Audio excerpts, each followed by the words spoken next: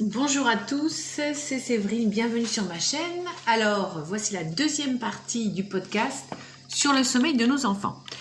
Donc, si vous n'avez pas écouté la première partie, je vous invite à l'écouter, mais je vais faire un petit récapitulatif. Donc, grosso modo, ce que je disais, c'est que le sommeil se prépare en amont. Donc il faut vraiment créer une ambiance vraiment à la fois de confiance, que l'enfant se sente en sécurité, de calme, trouver un espace où l'enfant va pouvoir exprimer ses émotions de la journée, car il se passe énormément de choses à l'école. Et puis après, pratiquer des activités de lâcher prise, en fait, de lâcher prise physique et mentale. Donc là, aujourd'hui, je voudrais vous parler un petit peu de mon expérience du sommeil avec mes enfants. Donc pour mon aîné qui est donc autiste, lui, étonnamment, n'a jamais eu de problème de sommeil en fait. C'est plutôt un gros dormeur. C'est un enfant qu'on couchait très très tôt, je me souviens en maternelle, sur l'impulsion un peu de son père. Il se couchait à 19h, était réveillé à 7h, donc il avait vraiment ses 12 heures de sommeil.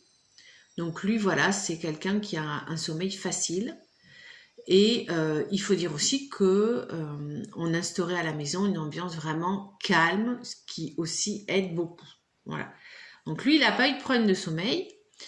Sa sœur, donc qui le suit 3 ans plus tard, donc elle a un TDAH et elle a été vraiment une pile électrique. Elle a arrêté très très tôt les siestes. On l'a trouvée à minuit en vacances en train de sauter sur son lit. Donc effectivement, elle au début, elle dormait correctement, mais c'était pas une grosse dormeuse. Et ce qui s'est passé avec elle, c'est que c'est l'entrée au primaire qui a fait qu'elle s'est endormie beaucoup plus tôt. Donc ça, c'était une bonne chose. L'entrée au primaire avec donc le travail à faire et aussi certainement avec le recul, je me dis il y a peut-être aussi le fait que elle a aussi démarré la musique et elle a démarré aussi la danse. Donc c'est vrai que ce genre d'enfant de TDAH et au potentiel, ça peut être intéressant voilà, d'avoir à la fois une activité qui va les fatiguer intellectuellement, donc la musique, c'est vrai qu'il y a beaucoup de concentration, etc. Et aussi une activité qui va les fatiguer physiquement. Alors mon tourbillon, lui, alors il a vraiment un TDAH très fort et lui, les siestes, c'est vraiment compliqué pour lui, ça a été compliqué pour lui. C'est un enfant en fait on sent pas mal d'angoisse par rapport au sommeil, qu'il a beaucoup besoin en fait d'être accompagné et pendant longtemps il faisait ses siestes vraiment s'il y avait son père par exemple, il aime bien avoir quelqu'un à côté de lui. Et sinon, lui, il avait quand même pas mal de problèmes la nuit parce que je me souviens quand il avait 2 ans, on le couchait vers 8 heures et il sortait de son lit en fait. Et comme ça, on ne sait pas ce qu'il lui prenait. Puis il ouvrait la porte, il se mettait à courir partout. Donc il avait vraiment, on sentait un problème de lâcher prise, tout ça. Donc c'était assez compliqué. Et puis, moi, je l'ai beaucoup observé et je me suis rendu compte qu'en fait, c'est un enfant qui va s'empêcher de dormir. Parce que donc avec lui, j'ai mis en place un rituel. Donc je suis allongée à côté de lui, on lit une histoire. Donc d'abord, on fait une petite méditation. Ensuite, on lit une histoire. Je passe du temps, ensuite bisous câlin, voilà. Et je ne pars pas tout de suite, j'attends. En fait, parce que c'est un enfant, voilà, il a 7 ans et demi, mais je sens qu'il a besoin encore que je l'accompagne dans le lâcher-prise. Donc ça peut être une piste aussi, vraiment, si vous sentez que votre enfant est angoissé. Et là, il faut vraiment être dans l'observation, parce que c'est vrai que le mien, comme il est toujours joyeux de bonne humeur, on ne voit pas forcément l'angoisse, mais effectivement, il est angoissé. Donc lui, vraiment, je reste allongée à côté de lui. Et moi, bien souvent, je suis crevée, donc je commence à somnoler. Et je sens que souvent, il va en fait gigoter.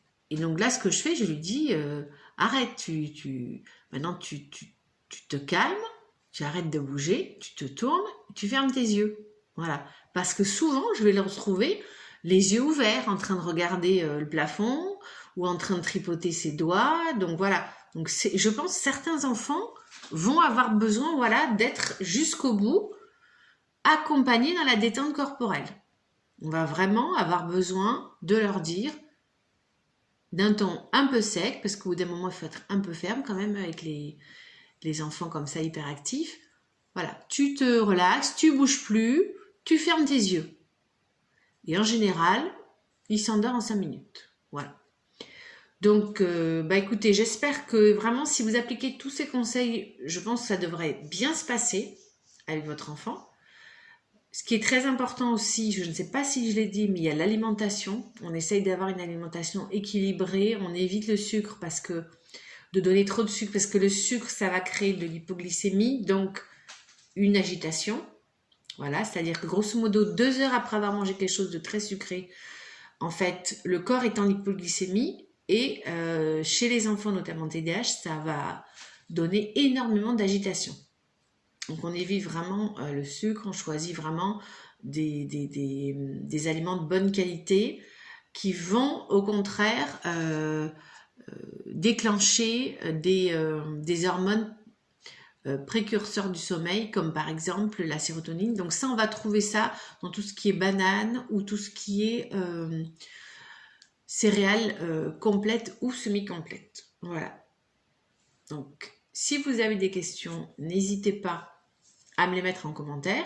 Et si vraiment vous n'y arrivez pas, votre enfant ne dort pas, n'hésitez pas à me contacter pour des séances de coaching personnalisées. Donc ça peut se passer soit à mon cabinet à Bègles, soit en visio. Donc vous pouvez me contacter sur mon mail s.guidicoachingparental@gmail.com ou par téléphone au 06 72 80 85 53. Voilà, je vous souhaite une très bonne journée et un très bon sommeil pour toute la famille. À bientôt.